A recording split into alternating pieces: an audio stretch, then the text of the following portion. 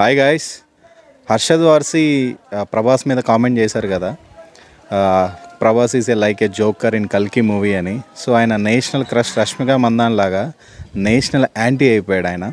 So దీనికి రీసెంట్గా నాగార్జున గారు కూడా దీని మీద స్పందించారు, ట్వీట్ అయితే చేశారు. ఏం చెప్పారంటే, మీరు నచ్చలేదన్నప్పుడు కొంచెం బెటర్గా చెప్పాల్సి ఉండే, బట్ ఓకే ఏదైనా పర్లేదు మీరు చెప్పారు ఓకే. మీ పిల్లలకైతే నేను టాయ్స్ పంపిస్తాను, బుజ్జి టాయ్స్ ఉన్నాయి కదా అయితే పంపిస్తాను.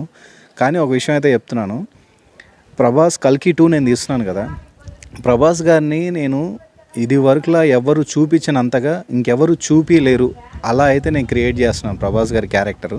సో ది బెస్ట్ అనిపించుకునేలా ప్రభాస్ గారు ఈ మూవీలో అయితే ఉంటారు కల్కి 2లో.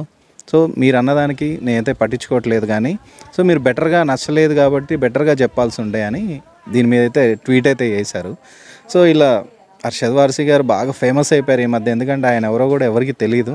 సో ఈ విషయం మీద బాగా కాంట్రవర్సీ అయిపోయి అందరికీ తెలిసిపోయాడు అనమాట. నేషనల్ క్రష్ ఉన్నారు కదా రష్మిక మందాన, సో ఈయన ఏం చేశాడంటే నేషనల్ యాంటీ అయిపోయాడు అనమాట. ప్రభాస్ గారిని అనుకోవడం, ఇట్లా ఫేమస్ అవ్వడం. బాలీవుడ్ ఏదో మీరేదో తోపు తురుము అని అంటుంటారు, కానీ బాలీవుడ్ కాదు, టాలీవుడ్ కాదు, కోలీవుడ్ కాదు, అంతా ఒకటి. ఇది ఒక ఇండియన్ ఫిలిం కల్కి అనేది ది బిగ్గెస్ట్ హిట్ అయింది. సో మీరు ప్రభాస్ గారిని అలా అనడం ఎవ్వరికీ నచ్చలేదు. రీసెంట్గా ఆర్మాక్స్ మీడియా సంస్థ ఇండియాలో బిగ్గెస్ట్ సూపర్ స్టార్ ఎవరు అని టాప్ 10లో ఒక రిలీజ్ చేసింది. సో దీంట్లో నెంబర్ 1 స్థానంలో ప్రభాస్ గారే ఉన్నారు, అండ్ సెకండ్ విజయ్ తలపతి గారు, అండ్ థర్డ్ షారుఖ్ ఖాన్ గారు ఉన్నారు. సో థర్డ్ ప్లేస్కి మీ కాన్స్ అయితే వెళ్ళిపోయారు బాలీవుడ్ అతను. దీంట్లో టాప్ 10లో 5 తెలుగు వాళ్ళే ఉన్నారు. సో మీరు ఊహించుకోవాలి జోకర్ ఎవరు అనేది. సో మీరా లేదా ప్రభాస్ గారా జోకర్ అనేది మీకే తెలుస్తుంది.